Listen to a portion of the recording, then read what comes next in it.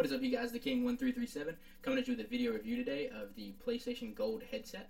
I'm going to compare it to the PlayStation Pulse, which was the original one. This is the box that the new Gold comes in. First things first is I work in retail, so I do know a lot about like packaging and stuff like that. So the packaging on this is actually insanely good. It comes with like a handle and stuff to carry, and then the PlayStation new signature greatness awaits on the inside. I already have the headset out, but I figured I'd just show you this because it's pretty cool. It has like a little pull tab. You flip this up, and then the headset comes right in here. It's really, really clean, really, really classy. Nice instructions, please look tray for accessories. But just the greatness of weight is a great finishing touch to it. So that is really, really cool. Straight into the headsets. This is going to be the original PlayStation headset, which is still $99, which is kind of weird. And then this right here is going to be the PlayStation the new Gold Edition. It is kind of odd that it's only $99. I don't know why they haven't dropped the price yet. In all honesty, the quality difference, I would say the quality of the original one is probably greater than the new one. As you can see, it's got like metal pieces here and it's like hard plastic. It is very bulky and very clanky, but at the same time, it feels like it's really, really solid. It feels like a hard product. It runs off micro USB, not mini USB. The new one runs off mini USB. As you can see, instantly these folds up. It's really great for travel, but it's just a little bit cheaper. It's like made out of plastic, whereas this has metal on the top. But it is really, really streamlined and really, really clean design. As you can see, the adjustable is actually just straight slides, which makes it look really clean because if you adjust it up and have a big head like mine, you can just slide it on just like that. It sounds great. Or slide it back and forth, which is really, really clean. And then it just folds back up for simple use. Both of them do use USB dongles, which does suck a lot. This is going to be the new one, and then this is going to be the old one. A little bit of a size difference, not that big of a deal. But I do think that is a big disadvantage because your new PlayStation 4 only has 2 USB ports, and so does the PlayStation 3. So only having one of them taken out with a USB headset is a big disadvantage. But they do work on PC, so if you run it on PC, it's not as big of a deal to waste one of your USB ports on a PC. But on a console, I do think it is, especially if you have to charge it as well or charge a controller, and that's all your USB ports already taken up. Some of the other stuff that comes with the new PlayStation Gold is going to be a microfiber cleaning coil, which has a PlayStation insignia right there on the bottom. You get the 3.5mm headphone jack, so you can run it with your phone, computer, whatever, just for sound. And then this right here is just going to be a little charge cable. It's really, really, really short. I'm guessing that they're assuming you have a PlayStation 4 and have a longer one for your PlayStation 4 controllers already, which is possibly why they have the shorter one, maybe just for PC use. But with that, there's no way you can play and charge at the same time, whereas with a PlayStation 1 or something that's a little bit longer, you completely could. Now when it comes to sound quality, I do think the sound quality on the new Gold headset is better. I think it has a better range of sound quality. It doesn't hit as hard on the bass. The old PlayStation headset does have a better bass line, but the newer PlayStation headset does have a better mids and highs, and it's more consistent across all the sound waves as well. And with the plastic outer rings, they both act really well as noise canceling headsets, and you don't get too much bleed out. Whereas I actually usually use Astro A7 or not Astro A7s, Turtle Beach 7s, which are these right here out of the Thor edition, but they're soft on the sides and not this hard plastic, so the sound actually does bleed a decent amount, and it's not as noise canceling as these headsets. But the sound quality on those, which they're like a $300 headset, is a lot more. It's a lot better. I do think that because of mid all-arounds with this, you can still hear like the sounds, like the footsteps, and a lot more pristine. Whereas with the other one, you can't really hear them as well. But then grenades and stuff sound a whole lot better on the old headset than they do on the new headset. That's just an advantage of the higher bass and then better all around. But I do think it has more consistent sound. I think overall the sound quality is a lot greater. If you had to choose, I'd obviously go with the newer one. All the controls you can see are going to be in line here on the sides.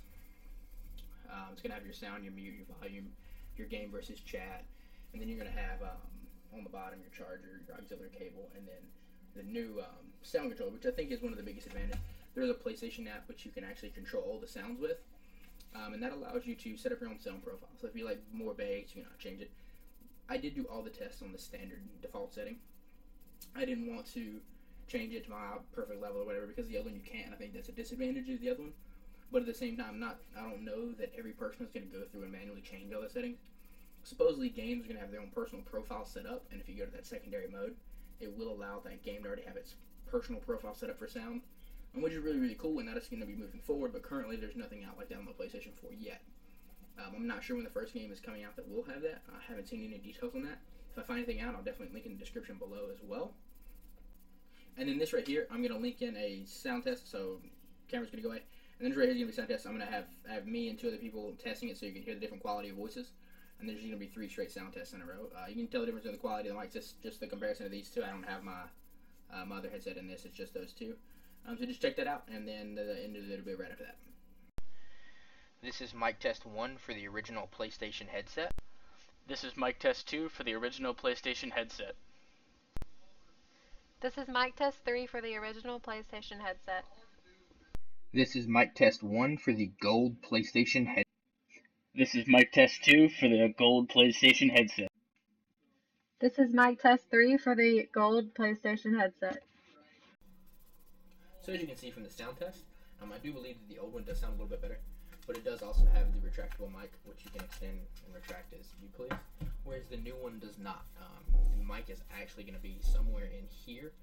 It's hidden behind this. That's why it's going to probably be a little bit echoey, just because it's going to be hidden behind the plastic casing.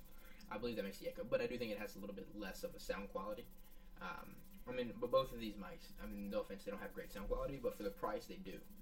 Because, for example, like a more expensive mic, back to like the Turtle Beach 7s, they're going to have like the foam boom pieces retractable. And I really, really like that. But for the price point, these are going to have great quality. Especially they're both going to be wireless. The new one's going to be 7.1. The old one's only going to be digital or virtual 5.1. I think it does have virtual 7.1 support on the PlayStation 3 and 4 only, but not on PC. Same with the newer one. It only has a virtualization on the console version, not on the PC versions. But for the price point, you're not going to get anything better than this. The only thing is, the biggest disadvantage is it doesn't work for Xbox products, which obviously PlayStation wouldn't do that. But for the price point, it is definitely the best headset for $100. So I would definitely say the new one is worth. In comparison to the old one, I would still get the new one just because it is going to be newer. It's going to have newer technology in it as well. And I think the overall sound quality is better, even though the mic is a little bit of a disadvantage. But for me, I actually really like the style of the older one. And if you can pick it up, they're probably about to drop in price. I'd say they're probably going to drop by $20. If you can get it for $20 cheaper, I think it might be more worth it to get this one than the newer one. But that's all in personal preference as well. If you like the style of this one, you can see even on your head, I think it looks really clean. Even though it's a little bit bulky on the side, I think it looks like the PlayStation. It has a really, really good PlayStation look with the retractable mic as well. That's something that I do really enjoy. I do think this one doesn't stay on your head as well. When you shake, like it can fall down like that right there. So that's the only disadvantage I really think of this one's design. Both of them have like the signature. There's no unique differences, but this tells you on the inside, left and right. This one stays on my head a lot better, even though I have a massive head, so most people are going to have the same problems. This one's definitely going to be very sleek. I'm trying to look centered into the camera. It's going to be a lot sleeker, a lot cleaner, and like I said, the retractable piece where it comes up and down like that, I think is really, really clean. Whereas on this one, you can see that it retracts like by moving the side piece, which I don't think is bad by any stretch. I just think this one looks a lot cleaner in that respect. But overall, for $100, it's definitely worth it. Is it better than the old one? I would say yes, but not by a lot. Especially if there's a $20 price difference, which they might drop the price. If they do, then I would definitely probably suggest the old one just because it's going to be a little bit cheaper. But once again, under $100, you're getting an insane headset, great quality. But as always, guys, thank you guys for watching. If you have any comments, questions, or concerns, please leave them in the description below. But if you like the video, like, subscribe, and check out other videos I have. But thank you guys. Have a wonderful day.